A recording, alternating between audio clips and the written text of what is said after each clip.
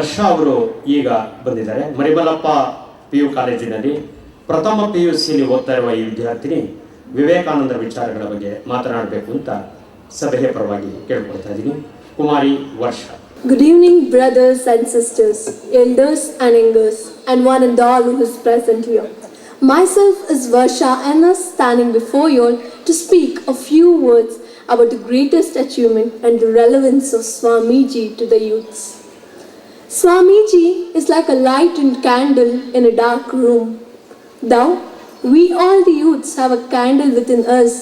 We have not lightened it, we have not illuminated it, which has to be done, and that was done by Swamiji, a spirit, an immortal person who did everything for lightening the spirit within youths. Isn't this the relevance of Swamiji to the youth? Yes, my dear friends, this is the relevance. Swamiji says you can do anything and everything. Believe in that. Do not believe you're weak. You can achieve it. Dear friends, today's youths don't need money nor anything. They need motivation, which was done by Swamiji. And that is the great relevance. My dear friends, there are many sayings by Swamiji which motivate us at the moment and strike upon our spirits. Swamiji has been an endeavor and an immortal person.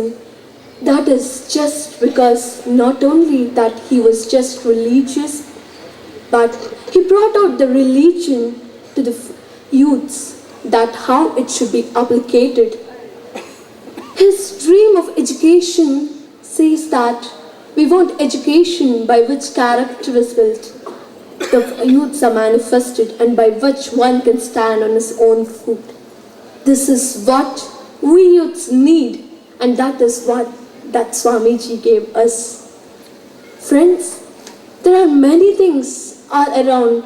If I go on gathering, it will be accumulated and takes days together to explain you all Swamiji's relevance, because he is such an ideal person to say overall on whom the youths need to be inspired, because he is what he is.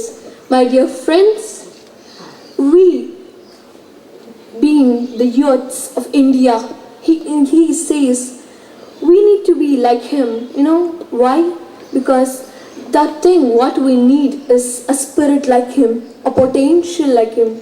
He in the international religious meeting at Chicago says, brothers and sisters of America, we need to carry on those potential of his incredible concentration which was achieved by him from this childhood.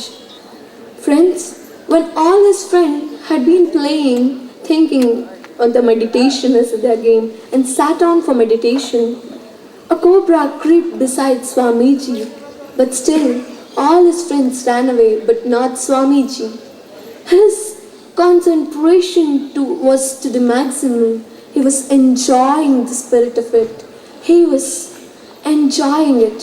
Friends, we need such a concentration to achieve our goals. Friends, strength is life, weakness is death. That is what Swamiji says. Let us suppress our weaknesses, bring out our strengths, and achieve our strengths. This is what Swamiji says. Swamiji is an incredible person on whom the Indians need to be proud. Oh, pardon me, not only Indians, the whole universe need to salute him, because he is such a person who has brought out the spirits in youth. My dear friends, we on the 150th birthday of Swamiji need to take an oath that we will make our own candles to illuminate by the spirit of Swamiji. And I once again wish everyone that happy birthday of Swamiji's 150th ceremony, and I'm really thankful for everyone for listening my speech with patience. Thank you one and all. ಕುಮಾರಿ ವರ್ಷ ಅವರಿಗೆ ಧನ್ಯವಾದಗಳು. ಕುಮಾರಿ ವರ್ಷ ಅವರಿಗೆ ಶಾಲೆಯ ಪರವಾಗಿ ಇಂದಿನ ಸಭೆಯ ಮುಖ್ಯ ಅತಿಥಿಗಳಾದ ಶ್ರೀ ಕುಮಾರ್ ನಾಯಕ್ ಅವರು ನೆನಪಿನ ಕಾಣಿಕೆಯನ್ನು ಕೊಡಬೇಕಂತ ಕೇಳಿಕೊಳ್ತಾ ಇದ್ದೀನಿ.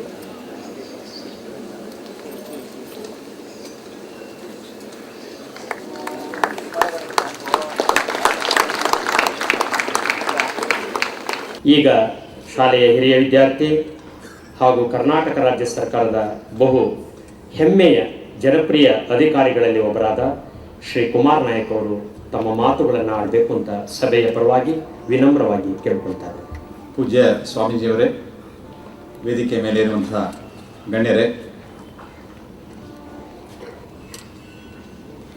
ಎಲ್ಲ ಹಿರಿಯರೇ,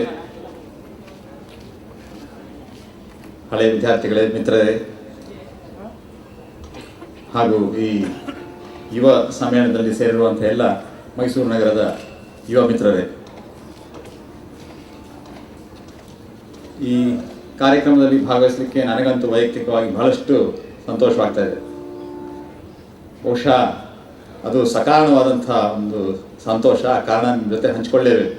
ಯಾಕೆಂತ ಹೇಳಿದರೆ, ಸ್ವಾಮೀಜಿಯವರು ನನಗೆ ಈ ಒಂದು ಅವಕಾಶವನ್ನು ಕಲ್ಪಿಸಿಕೊಟ್ಟ ನಂತರ ನಾನು ಸುಮಾರು ಜನರ ಜೊತೆ ಈ ಸಂತೋಷವನ್ನು ಹಂಚಿಕೊಂಡಿದ್ದೆ. 25ನೇ ವರ್ಷದಲ್ಲಿ ನಾವಿಲ್ಲಿ ವಿದ್ಯಾರ್ಥಿಗಳಾಗಿದ್ವಿ.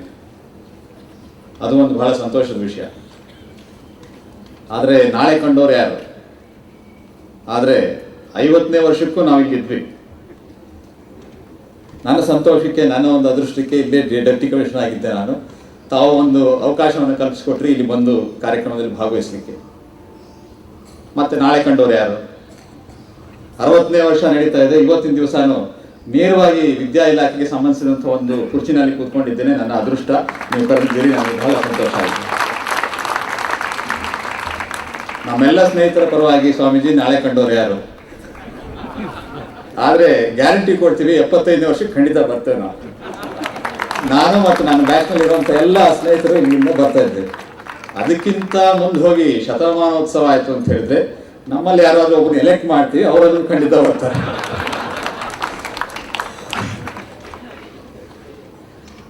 ಬಹಳ ಸಂತೋಷದಿಂದ ನಾನು ಭಾಗವಹಿಸ್ತಾ ಇದ್ದೇನೆ. ಮಿತ್ರರೇ, ನಾವು ಯಾವತ್ತಿದ್ರೂ ಈ ಶಾಲೆಗೆ ಎಷ್ಟು ಋಣಿಗಳಾಗಿದ್ದೀವಿ ಅಂತ ಹೇಳಿ ನಿಮ್ಮ ಜೊತೆ ಹಂಚ್ಕೊಳ್ಳಿಕ್ಕೆ ನಾನೇನು ಹೊಸವ ಅಲ್ಲ. ಈಗಾಗಲೇ ನಾವು ಹಲವಾರು ಬಾರಿ ಈ ರೀತಿ ಒಂದು ಋಣದ ನೆನಪನ್ನು ನಾವು ಮಾಡ್ಕೊಂಡಿದ್ದೇವೆ.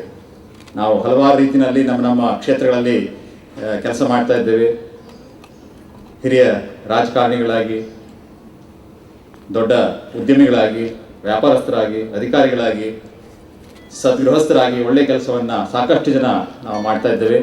ನಾವೇನಾದರೂ ನಮ್ಮ ಜೀವನದಲ್ಲಿ ಸಾಧನೆ ಮಾಡಲಿಕ್ಕೆ ಸಾಧ್ಯವಾಗಿತ್ತು ಅಂತ ಹೇಳಿದರೆ ಅದರಲ್ಲಿ ಶಾಲೆಯ ಏನು ಅಚ್ಚು ಅಥವಾ ಇಲ್ಲಿಯ ಹಿರಿಯ ಸ್ವಾಮೀಜಿಗಳ ಮತ್ತು ನಮ್ಮ ಹಿರಿಯ ಉಪಾಧ್ಯಾಯರುಗಳ ಶ್ರಮ ಮತ್ತು ಅವ್ರು ಹಾಕಿಕೊಟ್ಟಂಥ ಒಂದು ಏನು ಆದರ್ಶಗಳಿದ್ದಾವೆ ಅಥವಾ ನಮ್ಮ ಮೇಲೆ ಬೀರುವಂಥ ಪರಿಣಾಮ ಏನಿದೆ ಅದು ಖಂಡಿತವಾಗಿಯೂ ಬಹಳಷ್ಟು ಇದಕ್ಕೆ it has contributed A lot.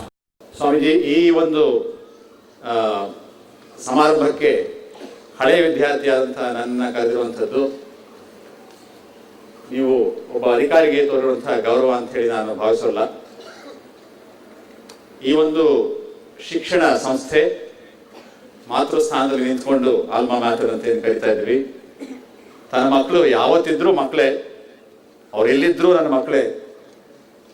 ಅವ್ರು ಏನು ಮಾಡ್ತಾ ಇದ್ದಾರೆ, ಹೇಗೆ ಮಾಡ್ತಾ ಇದ್ದಾರೆ ಅಂತ ಹೇಳಿ ಒಂದು ಕಣ್ಣನ್ನು ಇಟ್ಕೊಂಡು ಆಗಾಗ ದಯವಿಟ್ಟು ಬಂದು ಹೋಗು ಅಂತ ಹೇಳಿ ನೀವೇನು ಹೇಳ್ತಾ ಇರ್ತೀರಲ್ಲ, ಅದು ನಿಜವಾಗಿಯೂ ಬಹಳ ಸಂತೋಷದ ವಿಷಯ. ಆದ್ದರಿಂದ ನಮ್ಮ ಇಲ್ಲಿ ಬಂದಿರುವಂಥ ಎಲ್ಲ ಹಳೆಯ ವಿದ್ಯಾರ್ಥಿಗಳು ಮತ್ತು ನನ್ನ ಕ್ಲಾಸ್ಮೇಟ್ಸ್ ಅವರಿಗೆ ನೀವು ತೋರಿದಂಥ ಒಂದು ಪ್ರೀತಿ ಇದು ಅಂತ ಹೇಳಿ ನಾನು ಅಂದ್ಕೊಂಡಿದ್ದೇನೆ. ಯಾಕೆಂತ ಹೇಳಿದ್ರೆ ಈ ವಿಷಯವನ್ನು ನಾನು ಭಾರತ ಸರ್ಕಾರದ ಶಿಕ್ಷಣ ಇಲಾಖೆಯ ಕಾರ್ಯದರ್ಶಿಗಳ ಜೊತೆ ಹಂಚ್ಕೊಂಡೆ. ನಾನು ಈ ರೀತಿ ಒಂದು ಶಿಕ್ಷಣ ಸಂಸ್ಥೆಯಲ್ಲಿ ಓದಿದ್ದು ಮತ್ತು ನನಗೆ ಈ ರೀತಿ ಕರೆದಿದ್ದಾರೆ, ನಾನು ಈಗ ಹೇಳಿದ್ನಲ್ಲ ಅದೆಲ್ಲ ಹೇಳ್ಕೊಂಡೆ. ಅವರು ಪಾಪ ಅವರ ಶಾಲೆಯನ್ನು ಜ್ಞಾಪಿಸ್ಕೊಂಡ್ರು. ಅವರು ಓದಿದ್ದಂಥ ಒಳ್ಳೆಯ ಶಾಲೆ. ಆದರೆ ಆ ಶಾಲೆಯಲ್ಲಿ ಅವರು ಆ ಒಂದು ಸಂಬಂಧವನ್ನು ಇಟ್ಕೊಂಡಿಲ್ವಂತೆ. ಉತ್ತಮವಾದಂಥ sir, I don't want to take names, ಆದರೆ ಸಂಬಂಧ ಇಟ್ಕೊಂಡಿಲ್ಲ ಅಂತ.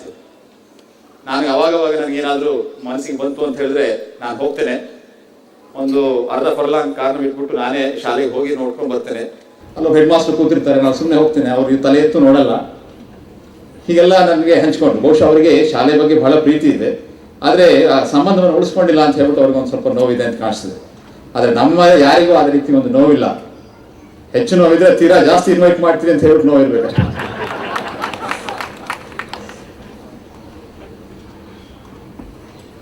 ಮಾನ್ಯರೇ, ಈ ಯುವ ಸಮ್ಮೇಳನದ ಉದ್ದೇಶದ ಬಗ್ಗೆ, ಸ್ವಾಮೀಜಿಯವರ ಪ್ರಸ್ತುತತೆಯ ಬಗ್ಗೆ ಹಲವಾರು ಜನ ಬಹಳಷ್ಟು ಮಾತಾಡಿದ್ದಾರೆ. ಅದನ್ನು ಹೆಚ್ಚು ಮಾತನಾಡಲಿಕ್ಕೆ ನಾನು ಬಯಸೋಲ್ಲ. ಸ್ವಾಮೀಜಿಯವರು ಇದ್ದಂತಹ ಕಾಲ ಯಾವ ರೀತಿ, ಅದೇನು ಅಂತ ಹೇಳ್ಬಿಟ್ಟು ನಿಮ್ಮೆಲ್ಲರಿಗೂ ಚೆನ್ನಾಗಿ ಗೊತ್ತಿದೆ.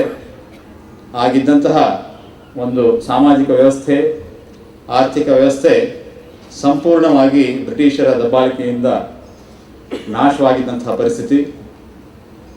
ದೇಶದ ಪ್ರತಿಯೊಬ್ಬನು ಒಂದು ರೀತಿಯ ಆತ್ಮವಿಶ್ವಾಸದ ಕೊರತೆ ಮತ್ತು ಅವಮಾನದಿಂದ ಜೀವಿಸ್ತಾ ಇದ್ದಂತಹ ಒಂದು ಪರಿಸ್ಥಿತಿ.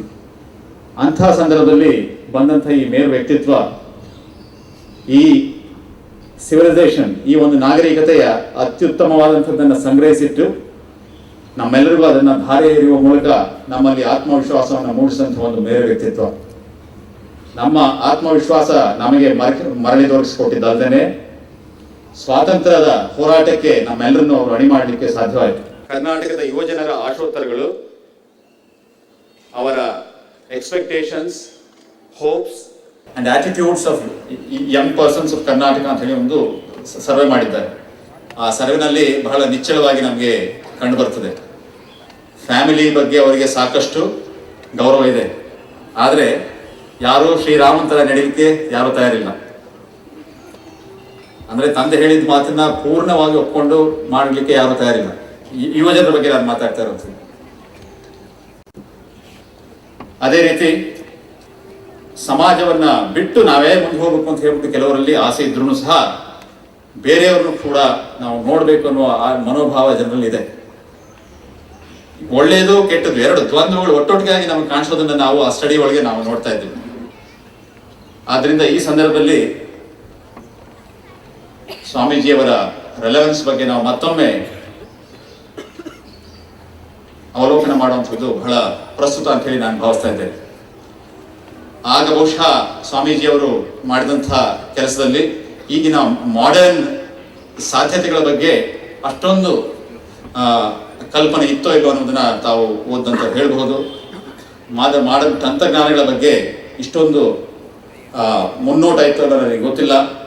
ಆದರೆ ಅತ್ಯಂತ ಮೂಲಭೂತವಾದಂತಹ ಒಂದು ವಿಷಯಗಳ ಬಗ್ಗೆ ಅವರಿಗೆ ತೀವ್ರವಾದಂತಹ ಒಂದು ಕಾಳಜಿ ಮತ್ತು ಕಳಕಳಿ ಇತ್ತು. ಅದು ನಮಗೆ ಇವತ್ತಿನ ದಿವಸನೂ ಬಹಳಷ್ಟು ಪ್ರಸ್ತುತವಾಗಿದೆ.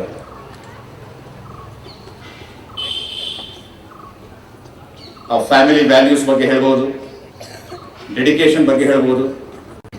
ಅದಾದ ನಂತರ ಈ ಏನು ನಾರಾಯಣ ಸೇವೆ ಅಂತ ಹೇಳಿ ಮಾಡಿದ್ವಲ್ಲ, ಮೊದಲನೇ ಬಾರಿಗೆ ನೆನೆಸ್ಬಿಟ್ಟಿದ್ದಾರೆ ಸ್ವಾಮೀಜಿಯವರು. ಅಂದ್ರೆ ನಾನು ಮುಂದುವರೆದ್ರೆ ಸಾಲದು, ನನ್ನ ಜೊತೆಗೆ ಇಡೀ ಸಮಾಜವನ್ನು ಕೂಡ ನಾವು ತೆಗೆದುಕೊಂಡು ಮುಂದೆ ಹೋಗ್ಬೇಕು ಅನ್ನುವ ಅವರ ಏನು ಮಾತಿದೆ, ಅದು ಬಹಳಷ್ಟು ಪ್ರಸ್ತುತ ಅಂತ ಹೇಳಿ ನನಗಂತೂ ಅನಿಸ್ತಾ ಇದೆ. ಇವತ್ತಿನ ದಿವಸ ಆ ಒಂದು ಸರ್ವೆನಲ್ಲಿ ನಾವು ನೋಡ್ತಾ ಇರುವಂಥದ್ದು social tensions which come across. Tension at the family level. ನಾನು ಹೇಳಿದ್ನಲ್ಲ, ಶ್ರೀರಾಮನ ಥರ ಯಾರೂ ಇರಲಿಕ್ಕೆ ತಯಾರಿಲ್ಲ ಅಂತ ಹೇಳಿ. There is a tension at the community level. Tension community in the sense village and rural areas and the urban areas. ನಗರದಲ್ಲಿ ಇರುವಂತಹ ಒಂದು ಸಾಧ್ಯತೆಗಳು ಗ್ರಾಮೀಣ ಪ್ರದೇಶದಲ್ಲಿ ಅವರಿಗೆ ದೊರಕ್ತಾ ಇಲ್ಲ. ಹೀಗೆ ಹಲವಾರು ರೀತಿಯಲ್ಲಿ ನಾವು ಟೆನ್ಷನ್ಸ್ನ ನೋಡ್ತಾ ಇದ್ದೀವಿ. ಆದರೆ ಈ ಹೊಸದಾದ ಒಂದು ವ್ಯವಸ್ಥೆ ಏನು ಬಂದಿದೆ, ಪ್ರಜಾಪ್ರಭುತ್ವ, ಇದು ಹೊಸದಾದಂಥ ಒಂದು ಪರಿವರ್ತನೆಯನ್ನು ಯುವಜನದಲ್ಲಿ ತಂದಿದೆ. ಅದೇನು ಅಂತ ಹೇಳಿದ್ರೆ, ಯಾವುದನ್ನು ಒಪ್ಕೊಳ್ದೇನೆ ಅದನ್ನು ಪ್ರಶ್ನೆ ಮಾಡಬೇಕು, ಯಾವುದನ್ನು ಒಪ್ಕೊಳ್ದೇನೆ ಅದನ್ನು ಚರ್ಚೆ ಮಾಡಬೇಕು ಅನ್ನೋ ಮನೋಭಾವ ಬಂದಿರುವಂಥದ್ದು. ಇದನ್ನು ನಾವು ಬಹಳ ಸ್ಪಷ್ಟವಾಗಿ ಕಾಣ್ತಾ ಇದ್ದೀವಿ. ಮಾತನಾಡ್ತಂಥ ಹಿಂದೆ ಹಿರಿಯರು ಹೇಳಿದರು, ಬಹುಶಃ ನಾವು electronically connected but not emotionally connected ಅಂತ ಹೇಳಿ. ದಯವಿಟ್ಟು ಸ್ವಲ್ಪ ಆಲೋಚನೆ ಮಾಡಿ ನೋಡಿ. Only because we were electronically connected we could express our emotion yesterday in the India Gate. We were all so emotionally connected because we were electronically connected.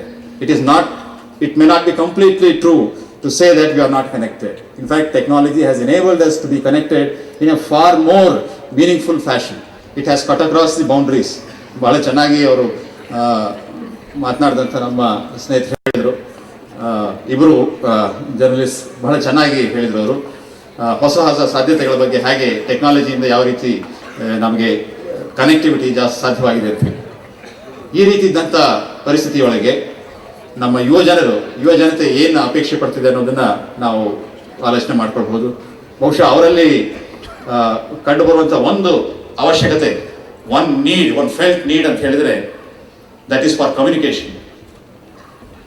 Young people in this country who are in large numbers, who will be in large number for the next 2 to 3 decades, are in need of communication.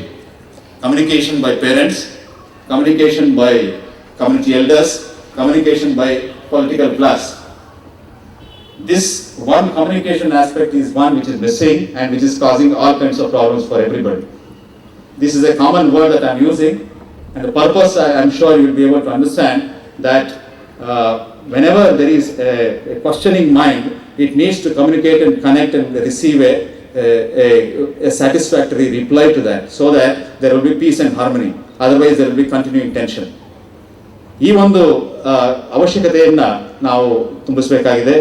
ಇದು ಕೇವಲ ಸರ್ಕಾರದ ಕೆಲಸವೇ ಅಂತ ಹೇಳ್ಬಿಟ್ಟು ನಾವು ಆಲೋಚನೆ ಮಾಡೋಣ. ಸರ್ಕಾರ ಅಂತ ನಾನು ಯಾಕೆ ಮಾತಾಡ್ತೀನಿ, ನಾವು ಒಬ್ಬ ಸರ್ಕಾರಿ ಅಧಿಕಾರಿ, ಅದರ ಜೊತೆಗೆ ಸರ್ಕಾರ ಅಂತ ಹೇಳಿದ್ರೆ ನಾವು ನೀವು ಇಟ್ಕೊಂಡಿರುವಂತಹ ಒಂದು ಸಾರ್ವಜನಿಕವಾದಂತಹ ಒಂದು ಸಂಸ್ಥೆ. ಅದು ಕೇವಲ ಸರ್ಕಾರದ ಕೆಲಸವೇ? ಖಂಡಿತವಾಗಿ ಅಲ್ಲ ಅಂತ ಹೇಳಿ ಅನ್ನಿಸ್ತದೆ. ಅದು ಯಾಕಂದ್ರೆ ಆ ಒಂದು ಸಂಸ್ಥೆಯಿಂದಲೇ ಪೂರ್ಣವಾಗಿ ಕಮ್ಯುನಿಕೇಶನ್ ಮಾಡಲಿಕ್ಕೆ ಸಾಧ್ಯತೆ ಇಲ್ಲ.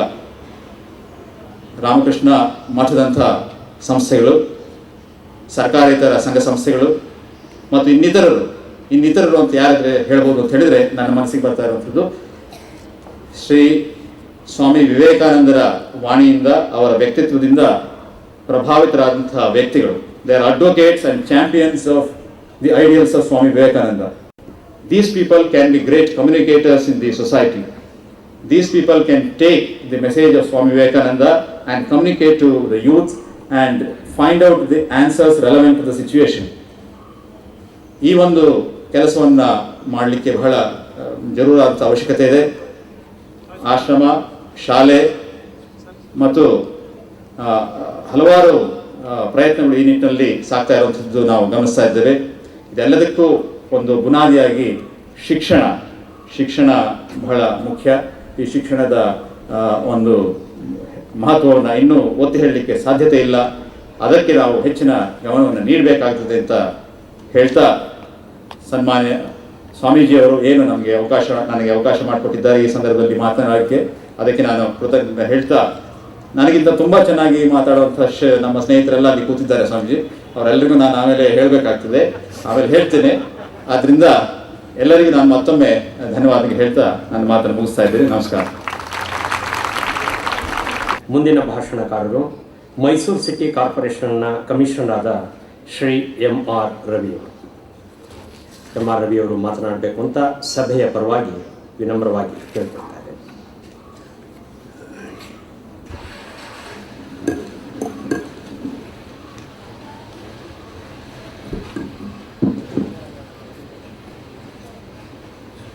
ಸಮಾರಂಭದ ಅಧ್ಯಕ್ಷರು ಹಾಗೂ ಹಿರಿಯ ಸ್ವಾಮೀಜಿಗಳಾದಂಥ ಮುಕ್ತಿದಾನಂದ ಸ್ವಾಮೀಜಿಯವರೇ, ವೇದಿಕೆ ಮೇಲೆ ಉಪಸ್ಥಿತರಿರ್ತಕ್ಕಂಥ ಹಾಗೂ ವೇದಿಕೆಯ ಮುಂಭಾಗದಲ್ಲಿರ್ತಕ್ಕಂಥ ಎಲ್ಲ ಪೂಜನೀಯ ಸ್ವಾಮೀಜಿಗಳೇ, ವೇದಿಕೆ ಮೇಲೆ ಇರ್ತಕ್ಕಂಥ ಗಣ್ಯರೇ, ಸಭೆಯಲ್ಲಿ ಭಾಗವಹಿಸ್ತಾ ಇರ್ತಕ್ಕಂಥ ಮುಖ್ಯವಾಗಿ ಈ ಒಂದು ಯುವ ಸಮಾವೇಶದ ಎಲ್ಲ ಪ್ರತಿನಿಧಿಗಳೇ, ಸಾರ್ವಜನಿಕ ಸ್ನೇಹಿತರೇ ಹಾಗೂ ಮಾಧ್ಯಮದ ಮಿತ್ರರೇ, ನಾನು 10ನೇ ಬ್ಯಾಟ್ಸ್ಮನ್. ಇಷ್ಟೊಂದು ಜನ ಮಾತಾಡೋದನ್ನ ನೀವು ಸಹಿಸ್ಕೊಂಡಿದ್ದೀರಲ್ಲ, ನಿಮ್ಮ ಸಹನೆಗೆ ಹ್ಯಾಟ್ಸ್ ಆಫ್.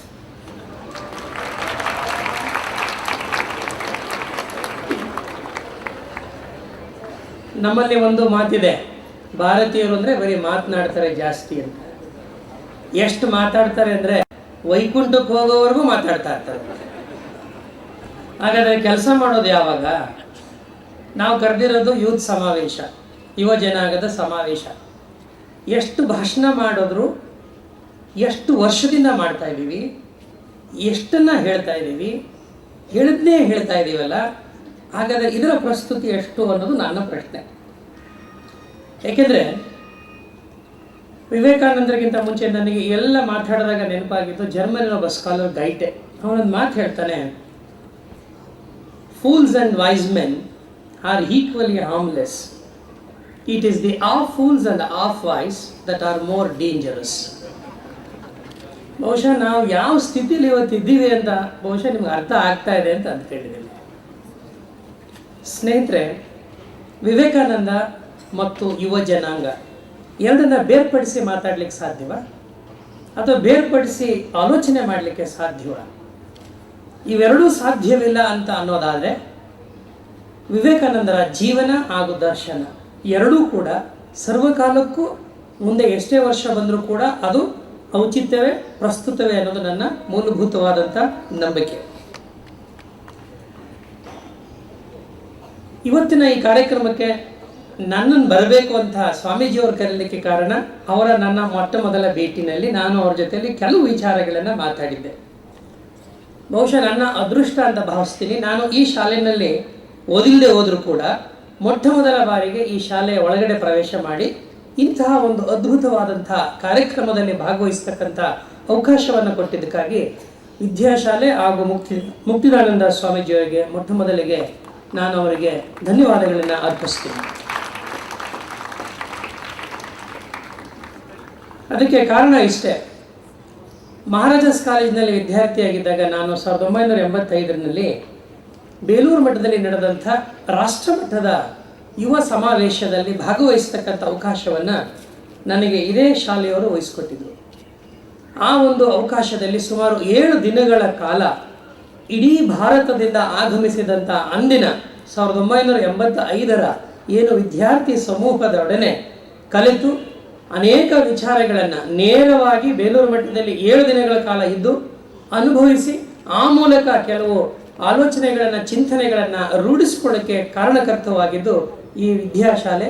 ಆ ಕಾರಣಕ್ಕಾಗಿ ಕೂಡ ನನಗೆ ಮತ್ತೊಂದು ಧನ್ಯವಾದಗಳನ್ನು ಅಭಿನಂದನೆಗಳನ್ನು ಸಲ್ಲಿಸ್ತಾ ಇದ್ದೀನಿ. ನನಗೆ ಇವತ್ತಿಗೂ ನೆನಪಿದೆ, ಮೈಸೂರಿನ ಮಹಾರಾಜ ಕಾಲೇಜು ನಿಮಗೆಲ್ಲ ಗೊತ್ತಿದೆ. ಮೈಸೂರಿನ ಮಹಾರಾಜ ಕಾಲೇಜಿನಲ್ಲಿ ನಾನೊಬ್ಬನ ಸೆಲೆಕ್ಟ್ ಮಾಡಿ ಅಲ್ಲಿ ಕಳಿಸಿದಾಗ ಅದು ಡಿಸೆಂಬರ್ ತಿಂಗಳೇ ಅಂತ ನನಗೂ ನೆನಪಿದೆ. ಬಹಳ ಚಳಿ ಒಂದು ಶಾಲೆಯಲ್ಲಿ ನಮ್ಮನ್ನೆಲ್ಲ ಹಾಕಿದ್ರು. ಅದ್ಭುತವಾದಂಥ ಒಂದು ಕಾರ್ಯಕ್ರಮಗಳನ್ನು ನಮಗೆ ಅವತ್ತು ಒಂದು ಎಕ್ಸ್ಪೋಜರ್ ಸಿಕ್ತು. ಬಹಳ ದೊಡ್ಡ ಪ್ಲ್ಯಾಟ್ಫಾರ್ಮ್ ಆವತ್ತಿನ ದಿನಕ್ಕೆ ನಮಗೆ. ನನಗೆ ಇವತ್ತಿಗೂ ನೆನಪಿದೆ, ಅವತ್ತಿನ ಅಟಾಮಿಕ್ ಎನರ್ಜಿ ಕಮಿಷನ್ ಚೇರ್ಮನ್ ಆಗಿರೋಂಥ ರಾಜಾರಾಮಣ್ಣ ಅವರ ಒಂದು speech. I even today remember it was very candid, the speech made by the then AEC chairman doctor Raja Ramanna. ಆಮೇಲೆ ಆ ಬೇಲೂರು ಮಠದ ಆ ಭಾಗದಲ್ಲಿ ಆ ನದಿಯ ತೀರದಲ್ಲಿ ಕಳೆದಂಥ ದಿನಗಳು ಮತ್ತು ಅಲ್ಲಿಯ ಜನಗಳ ಜೊತೆಯಲ್ಲಿ ಮತ್ತು ಅನೇಕ ಗೋಷ್ಠಿಗಳಲ್ಲಿ ಭಾಗವಹಿಸಿ ನಮಗೆ ಸಿಕ್ಕಂಥ ಎಕ್ಸ್ಪೋಷರ್ ನನಗೆ ಇವತ್ತು 27 ವರ್ಷಗಳ ನಂತರದಲ್ಲಿ ನನ್ನ ಊರಿನಲ್ಲೇ ಮೈಸೂರಿನಲ್ಲೇ ಅದೇ ಥರದ ಒಂದು ಸಮಾವೇಶದಲ್ಲಿ ನಾನು ಈ ಭಾಗದಲ್ಲಿ ಕೂತು ಮಾತಾಡ್ತೀನಿ ಅಂತ ನಿರೀಕ್ಷೆ ಮಾಡಿರಲಿಲ್ಲ. ಆಗಲೇ ಮೊನ್ನೆ ಕುಮಾರ್ ನಾಯ್ಕ ಅವರು ಹೇಳಿದರು, ನಿಜ ನಾಳೆ ಕಂಡವರು ಯಾರು ಅಂತ. ಆದರೆ ಇವತ್ತು ನಮ್ಮಲ್ಲಿ ಇರತಕ್ಕಂಥ ಶಕ್ತಿಯನ್ನು, ನಮ್ಮ ಒಳಗಡೆ ಇರತಕ್ಕಂಥ ಆ ಪ್ರತಿಭೆಯನ್ನು ಅರ್ಥ ಮಾಡಿಕೊಳ್ಳುವಂಥ ಪ್ರಯತ್ನ, ಅದನ್ನು ಸರಿಯಾದ ರೀತಿಯಲ್ಲಿ ಕೊಂಡೊಯ್ಕೊಳ್ತಕ್ಕಂಥ ಪ್ರಯತ್ನವನ್ನು ನಾವೆಲ್ಲರೂ ಅನಿವಾರ್ಯವಾಗಿ ಮಾಡಲೇಬೇಕಾಗಿದೆ. ಇದುವರೆಗೆ ಮಾತಾಡಿದಂಥ ಅನೇಕ ಮಹನೀಯರೆಲ್ಲ ಹೇಳಿದ ಹಾಗೆ ಶಕ್ತಿ ಇದೆ, ಸಂಪನ್ಮೂಲ ಇದೆ, ಅವೆಲ್ಲ ಸರಿಯಾದ ರೀತಿಯಲ್ಲಿ ಚಾನಲೈಸ್ ಮಾಡಿದರೆ, ಅವನ್ನೆಲ್ಲ ಸರಿಯಾದ ರೀತಿಯಲ್ಲಿ ನಾವು ತೆಗೆದುಕೊಂಡು ಹೋದರೆ ಈ ಪ್ರಪಂಚದಲ್ಲಿಯೇ ನಾವು 150 ವರ್ಷ ಕಳೆದು ಬಿಟ್ಟಿದ್ದೀವಿ. If you make up your mind, I think nothing is impossible. But the problem is how to make up your mind. What is that we are giving to the youth as an action plan, as a strategy, as something what they can immediately look upon, apart from what is available in the text and what is available from this podium. ಇವತ್ತು ನಮ್ಮ ಯುವಕರಿಗೆ ಬೇಕಾಗಿರ್ತಕ್ಕಂಥದ್ದು ಏನು ಅನ್ನೋ ಪ್ರಶ್ನೆಯನ್ನು ಕೇಳಿದಾಗ ಅಬ್ದುಲ್ ಕಲಾಂ ಅವರ ಪುಸ್ತಕದಲ್ಲಿ ಅವರು ವಿಂಗ್ಸ್ ಆಫ್ ಫೈರ್ನಲ್ಲಿ ಬಹಳ ಚೆನ್ನಾಗಿ ಹೇಳ್ತಾರೆ.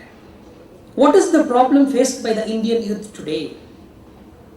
ಅವರು ಬಹಳ ಚೆನ್ನಾಗಿ ಆ ಪುಸ್ತಕದಲ್ಲಿ ಹೇಳ್ತಾರೆ, lack of direction is the major problem the Indian youth is facing today.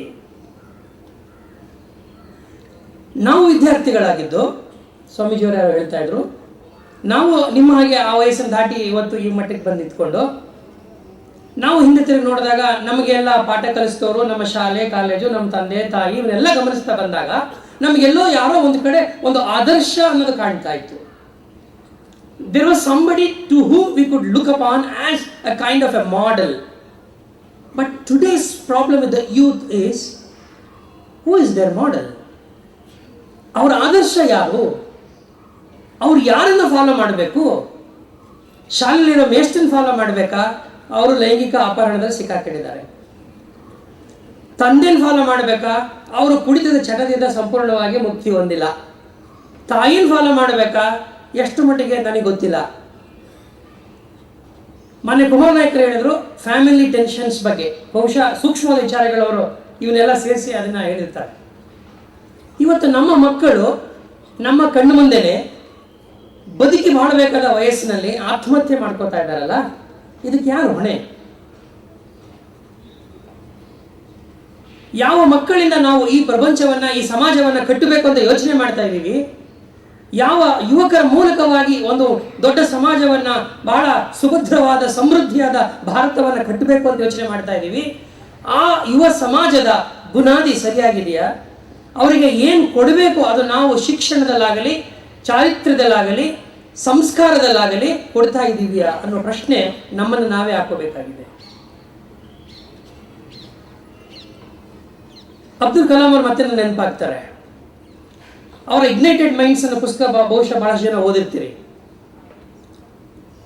India vision ಕೂಡ ನಾವು ಓದಿರ್ತೀರಿ, 2020. ಅದರಲ್ಲಿ ಅವರೊಂದು ಪ್ರಶ್ನೆ ಕೇಳ್ತಾರೆ. ಆನಂದಕ್ಕೆ ಹೋದ ಗುಜರಾತ್ನಲ್ಲಿ ಮಕ್ಕಳ ಜೊತೆಯಲ್ಲಿ ಬೆರೆಯಬೇಕಾದ್ರೆ, ಇತ್ತೀಚೆಗೆ ತಾನೇ ಅಲ್ಲಿ ಅವರು ಹೋಗೋ ಪೂರ್ವದಲ್ಲಿ ಅಲ್ಲೊಂದು ರೈಟ್ಸ್, ಕಮ್ಯುನಲ್ ರೈಟ್ಸ್ ಆಗಿರ್ತದೆ. ಅದಾದ ಕೆಲವು ದಿನಗಳಲ್ಲೇ ಆನಂದಕ್ಕೆ ಅವರು ಭೇಟಿ ನೀಡ್ತಾರೆ. ಒಂದು ಶಾಲೆಯಲ್ಲಿ ಮಕ್ಕಳ ಅಡ್ರೆಸ್ ಮಾಡೋ ಪೂರ್ವದಲ್ಲಿ ಒಂದು ಮಗುನ ಕೇಳ್ತಾರೆ, ಒಂದು ಪ್ರಶ್ನೆ ಕೇಳ್ತಾರೆ. It was a question posed to the audience. The question was, who is the enemy of India? ಬಹಳ ಸರಳವಾದ ಪ್ರಶ್ನೆ. ಅವತ್ತಿದ್ದಂಥ ಪರಿಸ್ಥಿತಿನಲ್ಲಿ ಅಲ್ಲೆಲ್ಲ ಬರ್ತಕ್ಕಂಥ ಉತ್ತರ ನಿಮ್ಗೆ ಏನೋ ಗೊತ್ತಿದೆ, ಕಮ್ಯುನಲ್ ರೈಟ್ಸ್ ಆಗಿತ್ತು. ಯಾವುದೋ ಒಂದು ಹುಡುಗಿ, 12 ವರ್ಷದ ಹುಡುಗಿ ಒಂದು ಪ್ರಶ್ನೆ, ಒಂದು ಉತ್ತರ ಕೊಡುತ್ತೆ. ಆ ಉತ್ತರ ಏನಪ್ಪ ಅಂದರೆ, the enemy of India is poverty. Abdul Kalam dedicates that book to that girl who gives this kind of a different answer.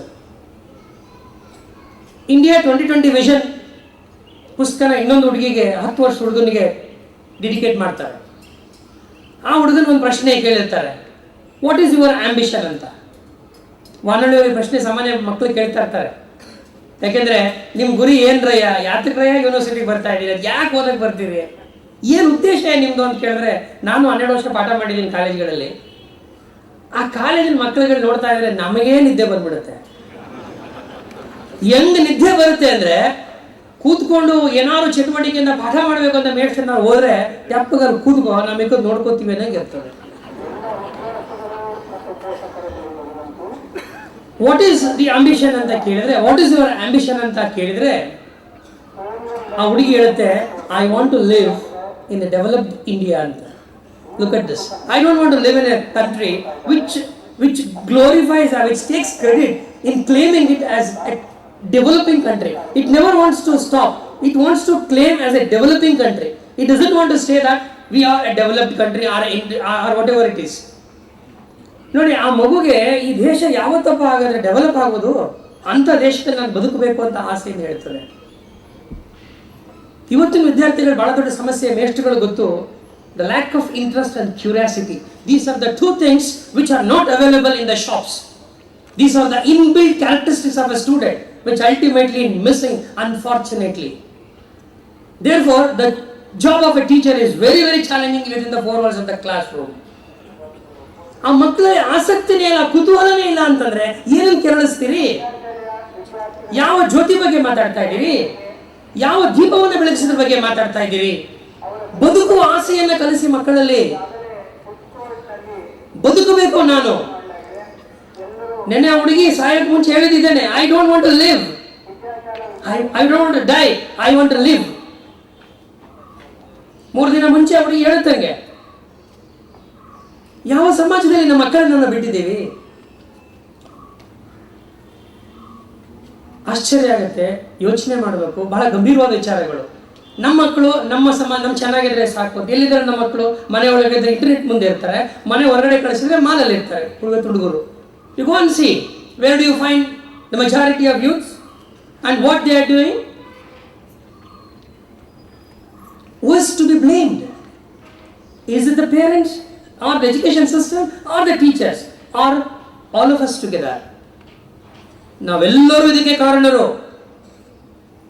ಅದನ್ನು ನಾವು ಸ್ವಲ್ಪ ಎಲ್ಲೋ ಒಂದು ಕಡೆ ಮರ್ತಿದ್ದೀವಿ ಅಂತ ನನಗೆ ಅನಿಸುತ್ತೆ. ಯುವಕರ ಮನಸ್ಸು ಮಾಡಿದ್ರೆ ಏನು ಸಾಧ್ಯ ಇಲ್ಲ ಅನ್ನೋದಕ್ಕೆ ಇತಿಹಾಸದಲ್ಲಿ ಬೇಕಾದಷ್ಟು ಉದಾಹರಣೆಗಳಿದೆ. ಇತ್ತೀಚಿನ ಈಜಿಪ್ಟಿನ ಉದಾಹರಣೆಗಳು ತಗೊಂಡ್ಬಿಟ್ರೆ ಸಾಕು ನಿಮಗೆ. 100 ವರ್ಷ, 200 ವರ್ಷ, 5000 ವರ್ಷ ಇತಿಹಾಸ ಇರುವ ಈ ದೇಶದಲ್ಲಿ ಯುವಕರು ಏನೆಲ್ಲ ಬದಲಾವಣೆ ಮಾಡಿದ್ದಾರೆ ಅನ್ನೋದ್ರ ಬಗ್ಗೆ ಹೆಚ್ಚು ಮಾತಾಡೋ ಅಗತ್ಯ ಇಲ್ಲ. ಆದರೆ ಅವ್ರು ಮಾಡುವ ಹಾಗೆ ವಾತಾವರಣಗಳು ಇಲ್ಲಿ ನಿರ್ಮಾಣ ಆಗ್ತಾ ಇದೆಯಾ, ಅಂತ ಪರಿಸರವನ್ನು ನಾವು ನೀವೆಲ್ಲ ಸೇರಿ ಇಲ್ಲಿ ನಿರ್ಮಾಣ ಮಾಡಿದೀವಿಯಾ ಅನ್ನೋದನ್ನ ನಾವು ಯೋಚನೆ ಮಾಡಬೇಕು. Just recently I was going through the biography of Kiran Bedi, Dare to Do.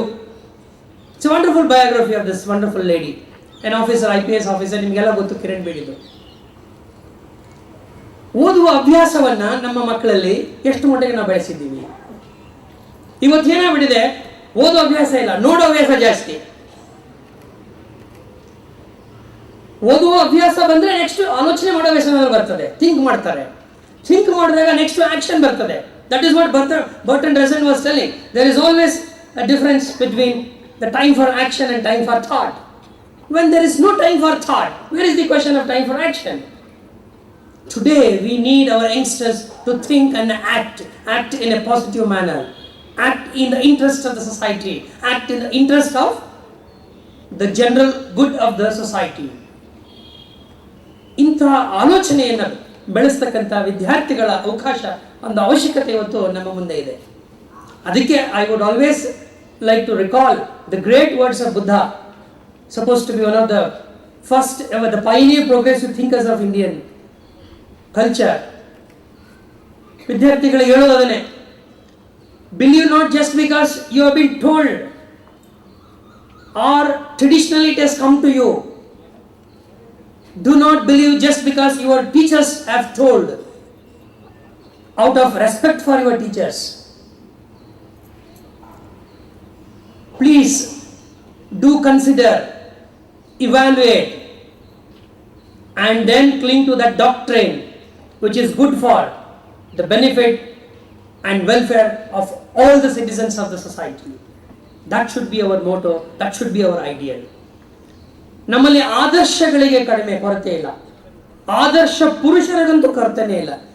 ನನಗನ್ಸುತ್ತೆ ಎಷ್ಟೋ ಸಂದರ್ಭಗಳಲ್ಲಿ ಅನೇಕ ಸರಿ ಪಾಠ ಮಾಡುವಾಗ ಅನ್ಕೊತಾ ಇದೆ, ಈಗಲೂ ನನಗನ್ಸುತ್ತೆ ನಮ್ಮ ನಿರೂಪಕರು ಬಹಳ ಚೆನ್ನಾಗಿ ಹೇಳಿದ್ರು, ಅಧಿಕಾರಿಗಳು ಬಹಳ ದೊಡ್ಡ ಸಮಸ್ಯೆ, ಅಕ್ಷರದ ಆದರ್ಶ ವಾಸ್ತವ ಬೆಂಕಿಯನ್ನ ಯಾವ ರೀತಿ ಮಿಳಿತಗೊಳಿಸ್ತಾರೆ ಅಂತ. ಇವತ್ತಿಗೂ ನಮ್ಗೆ ಆಶ್ಚರ್ಯ ಆಗ್ತದೆ, ನಾನು ಓದಿದ್ದು ಏನು ಸಹಾಯಕ್ಕೆ ಬರಲಿಲ್ವಲ್ಲಪ್ಪ ಇವತ್ತು ಪಾಠ ಮಾಡಿದ್ದು ಇದು ನಾವು ಕೆಲಸ ಮಾಡುವಾಗ ಅನಿಸ್ಬಿಡುತ್ತೆ. Of course I am also post graduate, ಸಾಲದಕ್ಕೆ 2 ಪೋಸ್ಟ್ ಗ್ರಾಜ್ಯುಯೇಟ್, ಸಾಲದಕ್ಕೆ PhD ಏನೇನೋ ತಗೊಂಡ್ಬಿಟ್ಟು ಇದು ಯಾವುದು ಸಹಾಯಕ್ಕೆ ಬರ್ದಿದ ಮೇಲೆ ನಮ್ಮ ಮೊನ್ನೆಯವರು ಪ್ರಶ್ನೆ ಹಾಕೋಬೇಕಾಗತ್ತೆ, ಏನು ಯೂನಿವರ್ಸಿಟಿ ನಾವೆಲ್ಲ ಕಲಿಸೋದು? What is that we are teaching our students? Today we talk of skills minus values. ವಿವೇಕಾನಂದರು ಚಿಕಾಗೋ ಹೋಗೋಕ್ಕಿಂತ ಮುಂಚೆ ಮಾಡಿದ ಒಂದು ಒಳ್ಳೆಯ ಕೆಲಸವನ್ನು ನಾವೆಲ್ಲ ನೆನಪಲ್ಲಿ ಇಟ್ಕೋಬೇಕು. ಏನಪ್ಪ ಅಂದರೆ, ಈ ದೇಶನ ಅರ್ಥ ಮಾಡ್ಕೊಳ್ಳೋ ಪ್ರಯತ್ನಕ್ಕೋಸ್ಕರವಾಗಿ ಇಡೀ ದೇಶನ ಸುತ್ಕೊಂಡ್ಬಂದರು. How many of us know our India? You please tell me. Most of us know Australia and America better than our own India, if I am not wrong. I think Nikhil may agree with me also. ಬಹುಶಃ ಸನ್ಮಾನ್ಯ ನಮ್ಮ ಕುಮಾರ್ ನಾಯ್ಕರು ಗೊತ್ತಿದೆ, ಅವರು ಕರ್ನಾಟಕದ ಅನೇಕ ಕಡೆ ಅವರು ಕೆಲಸ ಮಾಡಿದ್ದಾರೆ, ನಾನು ಕೆಲಸ ಮಾಡಿದ್ದೀನಿ. ಕರ್ನಾಟಕದ ಸುಂದರವಾದ ಪರಿಸರ ಬಹುಶಃ ಎಲ್ಲೂ ಇಲ್ಲ. 18 ಜಿಲ್ಲೆಯಲ್ಲಿ ನಾನು ಕೆಲಸ ಮಾಡಿದ್ದೀನಿ. I have enjoyed working everywhere. You must go and see what is the diversity of this country and what is the integrity of this country, what is the culture that is holding us together. Don't sit in your classroom and try to imagine things, and don't try to picture something totally irrelevant to the society. What is existing in the field is totally different from what we read in the classrooms. I can challenge with anybody. ದಯಮಾಡಿ ಸ್ನೇಹಿತರೆ, ಹಳ್ಳಿಗೆ ಹೋಗಿ ನೋಡಿ, ನಮ್ಮ ದೇಶವನ್ನು ನೋಡಿ, ಆ ಜನಗಳ ಕಷ್ಟವನ್ನು ಅರ್ಥ ಮಾಡ್ಕೊಳ್ಳಿ. ಇವತ್ತಿಗೂ 2 ಹೊತ್ತು ಊಟಕ್ಕೋಸ್ಕರ ಕಷ್ಟಪಡ್ತಿರೋ ರೈತರನ್ನ ಗಮನಿಸಿ, ದುಡಿತಾರ ಕಾರ್ಮಿಕರ ಗಮನಿಸಿ, ಶೋಷಣೆಗೆ ಒಳಗಾಗಿರ್ತಕ್ಕಂಥ ಹೆಣ್ಣು ಮಕ್ಕಳು, ವಿಧವೆಯರು, ಇವ್ರನ್ನ ಗಮನಿಸಿ. ನಿಮ್ಗೆ ಅರ್ಥ ಆಗುತ್ತೆ ಈ ದೇಶ ಏನು ಅಂತ. If you want to see this country, please go and see the rural India. Only then you will have the better understanding and perspective of this country. ನಾನು ಕೂರ್ಗ್ನಲ್ಲಿ ಅಸಿಸ್ಟೆಂಟ್ ಕಮಿಷನರ್ ಆಗಿದ್ದಾಗ ಜೈಲಿಗೆ ಒಂದು ಸಾರಿ ವಿಸಿಟ್ ಮಾಡಕ್ಕೆ ಹೋಗಿದ್ದೆ. ಆ ಜೈಲ್ ವಿಸಿಟ್ ಮಾಡಿ ವಾಪಸ್ ಬರುವಾಗ ಸುಮಾರು 2 hours ನಾನು ಸ್ಪೆಂಡ್ ಮಾಡಿ ವಾಪಸ್ ಬರುವಾಗ ನನಗೆ ಬಹಳ ಆಶ್ಚರ್ಯ ಆಗಿತ್ತು. ಅಲ್ಲಿದ್ದಂಥ ಎಲ್ಲ ಕಾನ್ವಿಕ್ಟ್ಸ್ಗಳು ಗಮನಿಸಿದ್ರೆ 80% of the convicts they were youngsters below 23 years old. 23 ವರ್ಷದ ಕೆಳಗೆ, 18, 16, 17, 18, 19, 20 ವರ್ಷ. ಯಾವ ಯೂತ್ ಬಗ್ಗೆ ಮಾತಾಡ್ತಾ ಇದ್ವಿ ಸ್ನೇಹಿತರೆ ನಾವು? ಶಾಲೆಯಲ್ಲಿ ಕರೀತಾರ ಮಕ್ಕಳ? ಓಕೆ.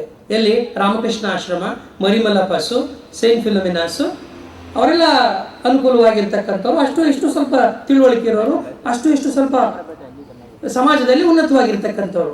ಅವರಲ್ಲೂ ಸಮಸ್ಯೆ ನೋಡಿ. ನಮ್ಮ ಎಜುಕೇಶನ್ ಹೇಗಿದೆ ಅಂದರೆ ಎಂಥ ಸ್ಪೆಷಲೈಸೇಷನ್ ತಂದಿಟ್ಬಿಟ್ಟಿದ್ದಾರೆ ಅಂದರೆ, ನನಗೆ ಎಲ್ಲ ಗೊತ್ತು, ಈ ದೇಶ ಚರಿತ್ರೆ ಗೊತ್ತಿಲ್ಲ. I do not know the history of this country, I do not know the culture of this country, I do not know the civilisation of this country, but I talk many things about this country.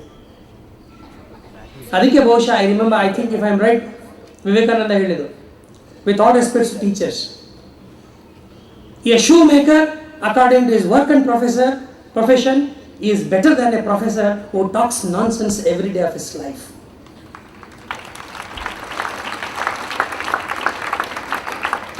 ಎರಡು ಬಹಳ ಮುಖ್ಯವಾದ ವಿಚಾರಗಳನ್ನು ನಿಮ್ಗೆ ಹೇಳಿ ಮುಗಿಸ್ಬಿಡ್ತೀನಿ. ನನಗೆ ಸ್ವಾಮೀಜಿಯವರು time fix ಮಾಡಲಿಲ್ಲ. ನನಗೆ it reminds me of my old days as a teacher, as a lecturer. If you don't give me the time, I may not stop. I am sorry, I don't want to disturb you also. I was worried. 10ನೇ batsman ಇನ್ನೊಬ್ಬರು ಕಷ್ಟ ಆಗ್ಬೋದು, ನೀವು ಅಷ್ಟೊಂದು ಸಹನೆ ಇಲ್ಲ. ಯಾಕೆ ನಿಖಿಲ್ ಬೇರೆ ಹೇಳ್ತಾ ಇದ್ರು, the grasping power, the attention, the psychology says that it's very very small, very less, it's shrinking ಅಂತ. But I do not know, some I must be thankful to the audience. ಆದರೆ ಸಹನೆಗೆ ಒಂದು ಮಿತಿ ಇದೆ. ದಯವಿಟ್ಟು ಸ್ನೇಹಿತರಿಗೆ ನಮಗೆ ಗಮನಿಸಿ. ನೀವು ಚಪ್ಪಾಳೆ ಹೊಡೆದ್ಬಿಟ್ರೆ ನಾನು ಹೊಟ್ಟೋಗ್ಬಿಡ್ತೀನಿ.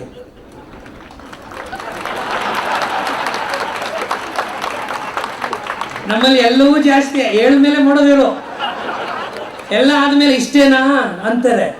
ಆಗೋಕ್ಕಿಂತ ಮುಂಚೆ ಏನು ಮಹಾದು, ಏನು ಮಹಾ ಅಂತ ಎಲ್ಲ ಆಗೋದ್ಮೇಲೆ ಇಷ್ಟೇನಾ, ನಾನು ಏನೋ ಅಂದ್ಕೊಂಡಿದ್ದೆ. ಏನು ಅಂದ್ಕೋಬೇಕಾಗಿಲ್ಲ, ಅದು ಹೇಗಿದೆ ಅದು ಅಂದ್ಕೊಂಡ್ರೆ ಸಾಕು, ಸಮಸ್ಯೆ ಬಗೆಹರಿದೋಗ್ಬಿಡ್ತದೆ.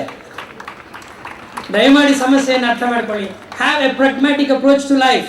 Try to understand this life is only once given and this is a gift. Live to the fullest possible. Don't say no to anything in life and don't disregard anybody, anything in life. ಯಾರನ್ನೂ ನೀವು ಕಡೆಗಣಿಸಬೇಡಿ. ಜೀವನದಲ್ಲಿ ಯಾವುದನ್ನು ಕಡೆಗಣಿಸಬೇಡಿ. ಎಲ್ಲವೂ ಯಾವುದೋ ಒಂದು ಕಾಲಕ್ಕೆ ನಿಮ್ಮ ಸಹಾಯಕ್ಕೆ ಬಂದ್ಬಿಡ್ತದೆ. and nothing is useless on this earth. Please remember, every creature is unique. Robin Sharma, he says in his book, The Monk Who Sold His Ferrari, everything that is created on this earth is unique. So please try to understand and try to give the importance that creature deserves. That should be our motto. Sacrifice and service, ಎರಡು ವಿಚಾರಗಳು ಎಲ್ಲರೂ ಹೇಳಿದ್ರು, ಅದನ್ನೇ ನಾನು ಹೇಳ್ತಾ ಇದ್ದೀನಿ. ನಮಗಾಗಿ ಬದುಕೋದು ಯಾವತ್ತೂ ದೊಡ್ಡದಲ್ಲ. ನಮಗಾಗಿ ಬದುಕೋಸ್ಕರ ಈ ಜೀವನ ಇಲ್ಲ. ನನ್ನ ಸ್ನೇಹಿತರು ಹೇಳ್ತಾ ಇದ್ದಾರೆ, ಎಷ್ಟು ಅಂತ ಮಾಡಲಿ ನನ್ನ ಜೀವನ, ನನ್ನ ಫ್ಯಾಮಿಲಿಗೆ ನನ್ನ ಇಡೀ ಜೀವನನೇ ತ್ಯಾಗ ಮಾಡಿಬಿಟ್ಟೆ ಅಂತಾರೆ. ಆಶ್ಚರ್ಯ ಆಗುತ್ತೆ, ನಿನ್ನ ಹೆಂಡತಿ ಮಕ್ಕಳು ಉದ್ಧಾರ ಮಾಡೋಕ್ಕೆ ತ್ಯಾಗ ಅಂತ ಹೇಳ್ತಾರ? ಅರೆ, is it your family? It is your duty. Don't you think it is your duty to bring up your children and take care of your family? And you say, you claim it as ನಾನು ಇಡೀ ಜೀವನನೇ ತ್ಯಜಿಸ್ಬಿಟ್ಟೆ ಅಂತ. It's ridiculous. ಮೊಂಬತ್ತಿ ಉರಿಯೋದು ತಾನು ಸತ್ತು ಇನ್ನೊಂದು ಬೆಳಕು ಕೊಡೋಕ್ಕೆ. ಇವತ್ತು ಇಷ್ಟೆಲ್ಲ ಗಿಡಗಳಾಗಿದ್ದೀರಲ್ಲ, ಆ ಗಿಡಗಳೆಲ್ಲ ಎಲೆಗಳು ಉದುರೋಗ್ಬಿಡುತ್ತಲ್ಲ, ಆ ಗಿಡ ಮರ ಯಾವತ್ತೂ ಬೇಸರ ಮಾಡ್ಕೊಳ್ಳೋದಿಲ್ಲ, ನೊಂದ್ಕೊಳ್ಳೋದಿಲ್ಲ. ಅವಕಾಶಗಳು ತಪ್ಪೋದು ಚಿಂತೆ ಮಾಡಬೇಡಿ, ಮತ್ತೊಂದು ಅವಕಾಶಕ್ಕೆ ಪ್ರಯತ್ನ ಮಾಡಿ. ಸೋಲು ಯಾವತ್ತೂ ನಿಮಗೆ ಗೆಲುವಿನ ಸೋಪಾನವೇ. ಯಾವುದೇ ಕಾರಣಕ್ಕೂ ವಿಶ್ವಾಸವನ್ನ ನಿಮ್ಮಲ್ಲಿ ಕಳ್ಕೋಬೇಡಿ. ಹ್ಯಾವ್ ಫೇತ್ ಅಂತ ಹೇಳಿದ್ರು ವಿವೇಕಾನಂದರು. ಯಾರ ಮೇಲೆ? ಬೇರೆಯವ್ರ ಮೇಲಲ್ಲ, ನಿಮ್ಮ ಮೇಲೆ. ನಾವು ಮಾಡ್ತಿರೋ ತಪ್ಪೇನು ಗೊತ್ತಾ? ನಮ್ಮ ಮೇಲೆ ವಿಶ್ವಾಸನ ಇಟ್ಕೋತಾ ಇಲ್ಲ, ನಮ್ಮ ಮೇಲೆ ನಂಬಿಕೆ ಇಲ್ಲ ನಮಗೆ. ಆದ್ರೆ ಗುಡಿನಲ್ಲಿರುವ ಇನ್ಯಾರ ಮೇಲೆ ನಂಬಿಕೆ ಇದೆ? Please do not have faith in somebody else, because it is you who is going to make your life. That is why he says, and even Nehru says, you are the architect of your destiny. You are the architect of your destiny. And don't expect that somebody will come and do miracle in your life. It is only you who has to do some kind of good for the society. ಸ್ನೇಹಿತರೆ, ನಾನು ಹೆಚ್ಚು ಮಾತಾಡೋದಿಲ್ಲ, ಈಗಾಗಲೇ ಜಾಸ್ತಿ ಮಾತಾಡ್ಬಿಟ್ಟಿದ್ದೀನಿ. ಇಷ್ಟೊತ್ತು ನೀವು ನನ್ನನ್ನು ಸಹಿಸಿಕೊಂಡಿದ್ದಕ್ಕಾಗಿ ಧನ್ಯವಾದಗಳು. ನಮಸ್ಕಾರ. ಮುಂದಿನ ಭಾಷಣಕಾರರು ಪರಮ ಪೂಜ್ಯರಾದ ಶ್ರೀ ಆಶುತೋಷಾಂಜಿ ಮಹಾರಾಜ್ ಅವರು, ರಾಮಕೃಷ್ಣ ಮಠ, ಮೈಲಾಪುರ್, ಚೆನ್ನೈ. ಪೂಜ್ಯ ಸ್ವಾಮೀಜಿಯವರು ಮಾತುಗಳನ್ನು ಆಡಬೇಕು ಅಂತ ರಿಕ್ವೆಸ್ಟ್ ಮಾಡ್ಕೊಂಡು. ನಮಃ ಶ್ರೀ ಯತಿರಾಜಾಯ ವಿವೇಕಾನಂದ ಸೂರಯೇ ಸಚ್ಚಿತ್ ಸುಖ ಸ್ವರೂಪಾಯ ಸ್ವಾಮಿನೇ ತಾಪಹಾರಿಣೆ.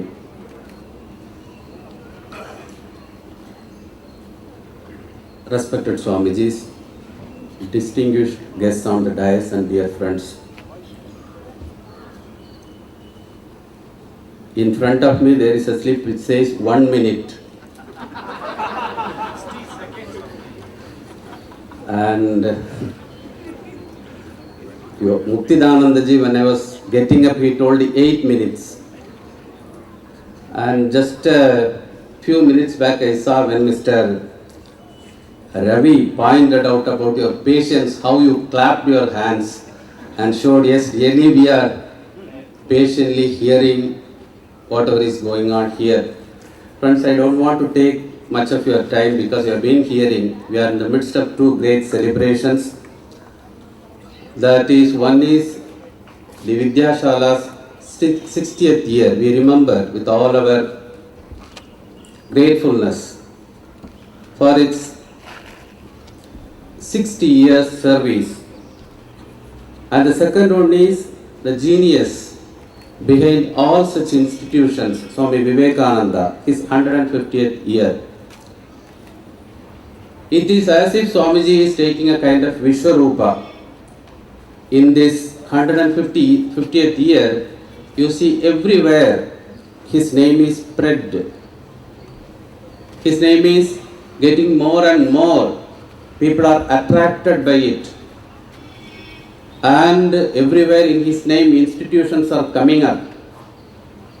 And everywhere we are in demand. We means the monks of the Ramakrishna order. Every second day we get an invitation from some corner. People invite us to address. And everywhere Vivekananda's name is spreading like anything. That is on one hand. And on another side, just now Mr. Ravi and also Mr. Naik has pointed out the growing tension, the increase in the violence and all such other things. How do we relate these two things? Vivekananda's name is spreading. We say he is relevant. And as Atma Shraddhanandaji pointed out, he is all the more relevant now. But at the same time, do you think violence is increasing or decreasing? Every paper, every media, everything, every newspaper or TV, anything you open, it says about the increasing violence. And 2 days back also all of you know what has happened. So these two things are coexisting. On one side, Vivekananda's name is spreading. We tell, we glorify, we say that Swami Vivekananda is the savior. He is everything in his way. If we follow him, everything is positive. And on the other side, we see this kind of negative things. How to relate? And the only answer could be that though he is relevant, he is all the more relevant, we have not followed him. That is the only answer that we can get. Had we followed him, this would not have been the result. Either our claim that Vivekananda is the panacea of all melodies that we see, or we have to admit that we are not following him. Which one would be the correct answer? I feel the second one, because most of the time we reduce Vivekananda to a kind of saint of quotations. We quote him. In Christianity you will see the saint for every field, saint for fever, saint for headache, saint for automobiles. Similarly, I am afraid we reduce Vivekananda to a saint of quotations. They alone live who live for others, the rest are more dead than alive. Arise, awake, stop not till the goal is reached. It's very pleasing to hear. Sometimes it energizes us. But then there is a deeper side. Mere quotation, mere inspiration cannot give life. Life alone can give life. Mere quotation, mere inspiration cannot lead us anywhere. The inspiration must be backed by knowledge, by real life, real action. Are we ready to do that? Then alone all these claims can come true.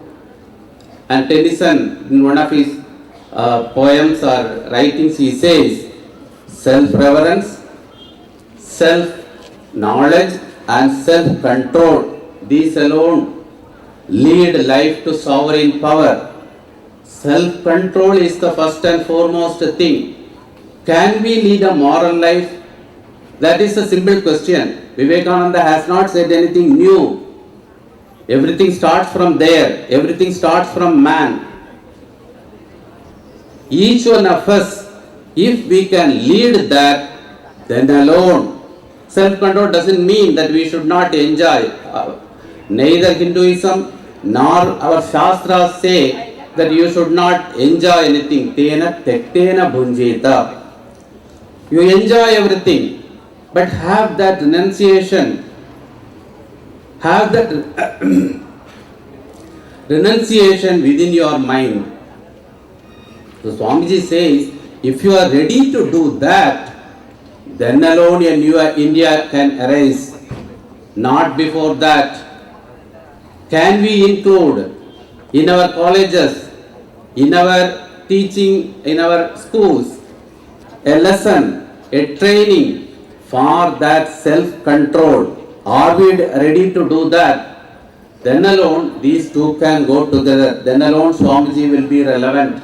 Before that, all we talk about is relevance of Swami Vivekananda, the strength, the achievements, everything will be a kind of compartments. It will be, on one side, Vivekananda, his name will spread, every institutions will come up. On the other side, the same violence will increase, crimes will increase, that we will see. It is high time that we should take a bold step if we want to save our country, if we want to save our young men. That we should teach. This is not the way. This is not the way to lead the country. This is not the way to lead the young men. Everyone is, when they grow up, one foot is already in America. How to go there, earn money and come back? If maybe they will come back, or maybe they will settle there itself. This is what practical things we see. On the other side, we quote Vivekananda also. So, if Vivekananda had to be relevant, if Vivekananda is real, if we take Vivekananda in our hearts, then please bear it in mind. It depends upon us. It depends upon our life. It depends upon not our decisions, not our career. It depends upon our life. Our old students and young friends, I'm not going to deliberate further, but would like to tell you that if at all we want any transformation in us based on Swami Vivekananda's life and teaching, two things should happen first. First, let us make a sankalpa, determination to practice what we consider as inspiring from whatever the speakers have told today or whatever the Swamiji has said. Let us write it down in the corner of our mind and say, what should we practice from today onwards? Take one or two ideas and try to practice. Second thing is, let us make a sankalpa not to waste time. Not to waste time and not to waste thoughts. Simply wasteful ideas come in the surface, and wasting our thought process is wasting our life and wasting our time. And let us withdraw ourselves from all trifles, junk ideas, which in the name of entertainment and enjoyment pervade our mind. So this, if you youngsters take care, there is a conspiracy to take the space of the youngsters' mind by so many types of things which are absolutely will not increase your self-worth, your hidden ability, your potential. And if you want a positive note, Swami Vivekananda stands for positive spiritualism. If you fail 1,000 times, and there Swamiji is there to give you a hope of again you can rise on the 1,001st time and get yourself transformed. Read Anna Hazare's life. Who transformed him? He was about to be on the verge of collapse. It is Swami Vivekananda's life which transformed him. So read Swami Vivekananda. Do not be cowed down by the surrounding darkness. Look out for the incoming light of the dawn. And that light is the Swamiji's message, Swamiji's life, Swamiji's synthesis idea. He has in him all that is positive, all the essence of the human culture and civilization is logically, perfectly and concomitantly and historically and psychologically is commingled into an organized body. We have no time to really look at the life and teachings of Swami Vivekananda in terms of relevance. I am sure the youth of tomorrow, the youth of today and the citizens of tomorrow will do it. Thank you very much. We request each one of you to stay back and have your tea and snacks in the stadium and then join the next interesting program, the musical tribute to Swami Vivekananda, which is going to be held in the stadium. Now over to Swami Vireshanandaji Maharaj for the concluding remarks and vote of thanks. Dear Vireshanandaji Maharaj. ವೇದಿಕೆಯ ಮೇಲೆ ಇರ್ತಕ್ಕಂತಹ ಎಲ್ಲ ಪೂಜ್ಯರಿಗೆ ಮತ್ತು ಗೌರವಾನ್ವಿತರಿಗೆ ನಮನಗಳು. ಸುಮಾರು 12 ಜನ ಪ್ರವಚನಗಳನ್ನು ನೀಡಿದ್ದಾರೆ. ಅತ್ಯಂತ ಅಮೂಲ್ಯವಾಗಿರ್ತಕ್ಕಂತಹ ವಿಷಯಗಳನ್ನು ನಿಮಗೆ ಕೊಟ್ಟಿದ್ದಾರೆ. ಈ ಸಂದರ್ಭದಲ್ಲಿ ದತ್ತಾತ್ರೇಯ ರಾಮಚಂದ್ರ ಬೇಂದ್ರೆ ಅವರಂತಹ ಮಹಾನ್ ಕವಿಗಳು, ಕನ್ನಡದ ವರಕವಿಗಳು, ಅವರು ಹೇಳ್ತಾರೆ, ತಲೆ ತಲಾಂತರದಿಂದ ಅವಿವೇಕ ಶಾಲೆ ಹೊತ್ತಿತ್ತು ದುಃಖ ಜ್ವಾಲೆ, ದಗನೆ ದಹಿಸುತ್ತಿರೆ ಒಣತು ಹಸಿತು ಕರುಣಿಸಿತೋ ಮೇಘಮಾಲೆ, ಆ ಖಂಡ ಈ ಖಂಡ ದುಂಡುಗ ಖಂಡ, ಅದೋ ವಿವೇಕಾನಂದ ಉಕ್ತಿ ಲೀಲೆ ಮುಕ್ತ ಶೀಲೆ ಅನ್ನುವಂತಹ ಮಾತನ್ನು ಹೇಳಿದ್ದಾರೆ ದತ್ತಾತ್ರೇಯ ರಾಮಚಂದ್ರ ಬೇಂದ್ರೆ ಅವರು. ಅದೇ ರೀತಿ ವಿವೇಕಾನಂದರ ಸಂದೇಶದ ಹಲವಾರು ಆಯಾಮಗಳನ್ನು ಇಲ್ಲಿ ಈ ವೇದಿಕೆಯ ಮೇಲೆ ಸ್ವಾಮೀಜಿಯವರುಗಳು ಮತ್ತು ಗೌರವಾನ್ವಿತರು ನಿಮಗೆಲ್ಲರಿಗೂ ತಿಳಿಸಿಕೊಟ್ಟಿದ್ದಾರೆ. ಪ್ರಸ್ತಾವನೆ ಭಾಷಣ ಮಾಡಿದಂತಹ ಪೂಜ್ಯ ಸ್ವಾಮಿ ಸತ್ಯೇಶಾನಂದಜಿ ಮಹಾರಾಜರವರು ಶಕ್ತಿ ಮತ್ತು ಗುಣಗಳ ಮೂರ್ತ ರೂಪರಾಗಿ ಸ್ವಾಮಿ ವಿವೇಕಾನಂದರನ್ನ ಬಿಂಬಿಸಿದ್ದಾರೆ. ಸನ್ಯಾಸಿಗಳಲ್ಲಿ ರಾಜ ಅವರು ಅನ್ನುವಂತಹ ಮಾತನ್ನ ಹೇಳಿದ್ದಾರೆ. ಅದೇ ರೀತಿ ವಿವೇಕಾನಂದರು ನಮ್ಮೆಲ್ಲ ದೋಷಗಳಿಗೆ ಆಂಟಿವೈರಸ್ ಆಗಬಲ್ಲರು ಅನ್ನುವಂತಹ ಮಾತನ್ನು ಹೇಳಿದ್ದಾರೆ. ಸ್ವಾಮಿ ಮಹೇಶಾತ್ಮಾನಂದಜಿಯವರು ನಾರಾಯಣ ಸೇವೆಯ ಮಹತ್ವವನ್ನು ಹೇಳಿದ್ದಾರೆ. ಹಾಗೆಯೇ ನಿರಂಜನ ವಾನಳ್ಳಿಯವರು ಅತ್ಯಂತ ಮಾರ್ಮಿಕವಾಗಿ ಮಾತನಾಡ್ತಾ ಸ್ವಾಮಿ ವಿವೇಕಾನಂದರ ಕಾಲ ಅನ್ನುವಂತಹದ್ದು ನಿರಂತರವಾಗಿ ನಡ್ಕೊಂಡು ಹೋಗ್ತಾ ಇರುತ್ತೆ. ಅವರೊಬ್ಬರು ನಿರಂತರ ಶಕ್ತಿದಾತ, ಜಾಗತಿಕ ವ್ಯಕ್ತಿ, ಬಲಪಂಥೀಯರಿಗೂ ಆದರಣೀಯರು, ಎಡಪಂಥೀಯರಿಗೂ ಪೂಜ್ಯರು ಅನ್ನುವಂತಹ ಮಾತನ್ನ ಹೇಳಿದ್ದಾರೆ. ಆಮೇಲೆ ನಿಖಿಲ್ ಮೋರೋ ಅವರು Swami Vivekananda is relevant not only to modern youth but also to the postmodern youth. Self-confidence and attention period and the need of role model, ಈ ಎಲ್ಲ ದೃಷ್ಟಿಗಳಲ್ಲಿ ವಿವೇಕಾನಂದರ ಪ್ರಸ್ತುತೆಯನ್ನ ಅವರು ಒತ್ತಿ ಹೇಳಿದ್ದಾರೆ. ಶಿಕ್ಷಣ ಇಲಾಖೆಯ ಅಧಿಕಾರಿಗಳಾಗಿರ್ತಕ್ಕಂತಹ ಶ್ರೀ ಸುರೇಶ್ ನಾಯಕ್ ನಾಳೆ ಕಂಡವರು ಯಾರು ಅನ್ನುವಂತಹ ಮಾತನ್ನ ಆಡ್ತಾ ತಮ್ಮ ಭಾಷಣವನ್ನು ಆರಂಭ ಮಾಡಿದ್ರು. ಅವರು 25ನೇ ವರ್ಷಕ್ಕೆ ಇದ್ರಂತೆ, 50ನೇ ವರ್ಷಕ್ಕೂ ಇದ್ರಂತೆ, 60ನೇ ವರ್ಷದಲ್ಲಿ ಉಪಸ್ಥಿತರಾಗಿದ್ದಾರೆ ಈ ಶಾಲೆಯ. ನಾವು ಕೇಳಿಕೊಳ್ಳೋದೇನು ಅಂತಂದ್ರೆ 75 ಮತ್ತು 100 ವರ್ಷಗಳಾದರೂ ಕೂಡ ಅವರು ನಮ್ಮ ಗೌರವಾನ್ವಿತ ಅತಿಥಿಗಳಾಗಿ ಬರಬೇಕು ಅಂತ ನಾವು ಪ್ರಾರ್ಥಿಸ್ಕೊತೇವೆ. ಹಾಗೆಯೇ ಅವರು ಬಹಳ ಮುಖ್ಯವಾದ ಗಂಭೀರವಾದ ವಿಷಯಗಳನ್ನ ಎತ್ತಿದ್ದಾರೆ. ಇಂದಿನ ಪರಿಸ್ಥಿತಿ, ವಿದ್ಯಾರ್ಥಿಗಳು ಎದುರಿಸ್ತಾ ಇರ್ತಕ್ಕಂತಹ ಸಮಸ್ಯೆ, ಆ ಒಂದು ಸರ್ವೆ ಮೂಲಕ ಏನು ಕಂಡುಕೊಂಡ್ರು, ಮೇನ್ ಆಗಿ ಕಮ್ಯುನಿಕೇಶನ್, ಸಂವಹನ ಆಗ್ತಾ ಇಲ್ಲ ಮಕ್ಕಳಲ್ಲಿ, ಸಂವಹನದ ಕೊರತೆ ಇದೆ ಅನ್ನೋದನ್ನ ಅವರು ಒತ್ತಿ ಹೇಳಿದ್ದಾರೆ. ಶ್ರೀ ರವಿ ಅವರಂತೂ ಕೂಡ ಗಂಭೀರವಾದ ವಿಷಯಗಳನ್ನ ಎತ್ತಿದ್ದಾರೆ. ಯಾವ ಯುವಕರು ಈಗ ಈ ರೀತಿಯ ನೀತಿ ಧರ್ಮಗಳಿಗೆ ಅವರು ಒಡನಾಡ್ತಾರೆ, ಅವರು ಸ್ಪಂದನವನ್ನು ನೀಡ್ತಾರೆ ಅನ್ನುವಂತಹ ಪ್ರಸ್ತುತವಾದ ಮಾತುಗಳನ್ನು ಆಡಿದ್ದಾರೆ. ಒಂದು ಆದರ್ಶ ಪುರುಷರ ಅವಶ್ಯಕತೆಯನ್ನು ಹೇಳಿದ್ದಾರೆ. ಅದೇ ಧಾಟಿಯಲ್ಲಿ ಪೂಜ್ಯ ಸ್ವಾಮಿ ಆಶುತೋಷಾನಂದಜಿಯವರು ಕೂಡ ಈಗ ಸ್ವಾಮಿ ವಿವೇಕಾನಂದರು 150ನೇ ವರ್ಷದಲ್ಲಿ ವಿಶ್ವರೂಪರಾಗಿ ಕಂಗೊಳಿಸ್ತಾ ಇದ್ದಾರೆ ಅನ್ನುವಂತಹ ಮಾತನ್ನ ಹೇಳ್ತಾ ಇದ್ದಾರೆ. ನಾವು ವಿವೇಕಾನಂದರ ಉಕ್ತಿಗಳನ್ನ ಹೇಳ್ತೇವೆ, ಆದ್ರೆ ನಾವು ಹೇಗೆ ನಡ್ಕೋತಾ ಇದ್ದೇವೆ?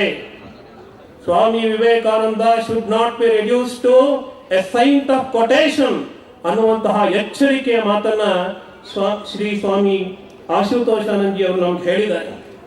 ಕಡೆಯದಾಗಿ ಪೂಜ್ಯ ಸ್ವಾಮಿ ಮುಕ್ತಿದಾನಂದಜಿಯವರು ಎಲ್ಲ ಮಾತುಗಳನ್ನ ಕೇಳಿ ಇವತ್ತು ನಾವು ಸಂಕಲ್ಪ ಮಾಡಬೇಕು, ಸ್ವಾಮಿ ವಿವೇಕಾನಂದರ ಆಳವಾದ ಅಧ್ಯಯನ ಮಾಡಬೇಕು, ಈ ಎಲ್ಲ ವಿಷಯಗಳನ್ನ ಅನುಷ್ಠಾನಕ್ಕೆ ತರಬೇಕು ಅನ್ನುವಂತಹ ಮಾತನ್ನ ಹೇಳಿದ್ದಾರೆ. ನಿನ್ನೆಯ ದಿವಸ ವಿವೇಕಾನಂದರ ಜೀವನ ಚರಿತ್ರೆಯನ್ನ ಕನ್ನಡದಲ್ಲಿ ಬರೆದಂತಹ ಮಹಾನ್ ಕವಿ ಋಷಿ ಕುವೆಂಪು ಅವರ 108ನೆಯ ಜನ್ಮ ದಿವಸವಾಗಿತ್ತು ಅನ್ನೋದನ್ನ ದಯವಿಟ್ಟು ಜ್ಞಾಪಕದಲ್ಲಿ ಇಟ್ಕೋಬೇಕು. ಆ ವರಕವಿ ರಾಮಕೃಷ್ಣ ಆಶ್ರಮ ಮತ್ತು ವಿದ್ಯಾಶಾಲೆಯ ಒಂದು ಸಂಪರ್ಕವನ್ನ ಬಹಳ ವರ್ಷ ಹೊಂದಿದ್ದಂತಹ ಮಹಾನ್ ವರಕವಿ, ಅವರ ಪ್ರಾರ್ಥನೆ, ವಿವೇಕಾನಂದರ ಬಗೆಗಿನ ಅವರ ಪ್ರಾರ್ಥನೆಯೊಂದಿಗೆ ಈ ಕಾರ್ಯಕ್ರಮವನ್ನು ಮುಗಿಸೋಣ. ಅವರು ಹೇಳ್ತಾರೆ, ವಿವೇಕಾನಂದರನ್ನು ಅವರು ಕೇಳ್ಕೊತಾರೆ, ನಿನ್ನ ಧೈರ್ಯ, ಸ್ಥೈರ್ಯ, ದೃಢತೆಯ, ನಿನ್ನ ಪವಿಶಕ್ತಿ ಭಾರತೀಯರಿಗಿಂದು ಬೇಕಾಗಿಹುದು ದಿವ್ಯಾತ್ಮ. ರುದ್ರ ನರ್ತನಗೆಸಗೋ ಹೃದಯದಿ ಬುದ್ಧಿ ಭೈರವನೇ. ನಮ್ಮ ಹೃದಯದಲ್ಲಿ ವಿವೇಕಾನಂದರು ರುದ್ರ ನರ್ತನವನ್ನು ಎಸಗಬೇಕಂತೆ. ರುದ್ರ ನರ್ತನವೆಸಗೋ ಹೃದಯದಿ ಬುದ್ಧಿ ಭೈರವನೇ. ರುದ್ರ ಭೂಮಿಗಳಾಗಲೆಮ್ಮಿ ಕ್ಷುದ್ರ ಹೃದಯಗಳು. ರುದ್ರ ಭೂಮಿಗಳಾಗಲೆಮ್ಮಿ ಕ್ಷುದ್ರ ಹೃದಯಗಳು. ಈ ಎಲ್ಲ ಯೋಚನೆಗಳನ್ನ ನಮಗೆ ನೀಡಿದಂತಹ ಎಲ್ಲ ಮಹನೀಯರಿಗೂ ಕೂಡ, ಪರಮ ಪೂಜ್ಯರಿಗೂ ಕೂಡ ಒಟ್ಟಿಗೆ ಅನಂತಾನಂತ ಧನ್ಯವಾದಗಳನ್ನ ನಾನು ಸಮರ್ಪಿಸ್ತಾ ಇದ್ದೇನೆ. ಆಶ್ರಮದ ಪರವಾಗಿ ಹಾಗೂ ನಿಮ್ಮೆಲ್ಲರ ಪರವಾಗಿ ಹಾಗೂ ಈ ಶಾಲೆಯ ಪರವಾಗಿ ಧನ್ಯವಾದಗಳು. ಹಾಗೆಯೇ ಇಲ್ಲಿ ಮುಂದೆ ಉಪಸ್ಥಿತರಿರ್ತಕ್ಕಂತಹ 3 ಪ್ರತಿಷ್ಠಿತರು, ಇವರು 3 ಜನ. ಡಾಕ್ಟರ್ ಸುದರ್ಶನ್ ಅವರು ಸ್ವಾಮಿ ವಿವೇಕಾನಂದ ಗಿರಿಜನ ಕಲ್ಯಾಣ ಸಂಸ್ಥೆಯ ಪ್ರವರ್ತಕರು, ಹಾಗೆಯೇ ಡಾಕ್ಟರ್ ಶಿವಯೋಗಿ ಸ್ವಾಮಿಯವರು ದಾವಣಗೆರೆಯವರು ವಿಧಾನ ಪರಿಷತ್ತಿನ ಸದಸ್ಯರು, ಇವರು ಹಳೆಯ ವಿದ್ಯಾರ್ಥಿ. ಹಾಗೆಯೇ ಮೈಸೂರು ಜಿಲ್ಲೆಯ ಶೈಕ್ಷಣಿಕ ಉಪನಿರ್ದೇಶಕರಾಗಿರ್ತಕ್ಕಂತಹ ಶ್ರೀ ಬಸವರಾಜ್, ಇವರಿಗೂ ಕೂಡ ವಿದ್ಯಾಶಾಲೆಯ ಪರವಾಗಿ, ಆಶ್ರಮದ ಪರವಾಗಿ ಮತ್ತು ನಿಮ್ಮೆಲ್ಲರ ಪರವಾಗಿ ನಾವು ಧನ್ಯವಾದಗಳನ್ನು ಸಮರ್ಪಿಸ್ತಾ ಇದ್ದೇವೆ. ಜೈ ವಿವೇಕಾನಂದ. ಪೂಜ್ಯ ವೀರೇಶಾನಂದರಿಗೆ ಹೃತ್ಪೂರ್ವಕ ಧನ್ಯವಾದಗಳು. ಸಾರ್ವಜನಿಕರಿಗೆ ಕೆಲವು ಪ್ರಕಟಣೆಗಳಿವೆ. ಇದಾದ ಮೇಲೆ 6:30ಕ್ಕೆ ವಿವೇಕಾನಂದರಿಗೆ ವಿಶೇಷ ಸಂಗೀತ ಕಾರ್ಯಕ್ರಮ ಇದೆ.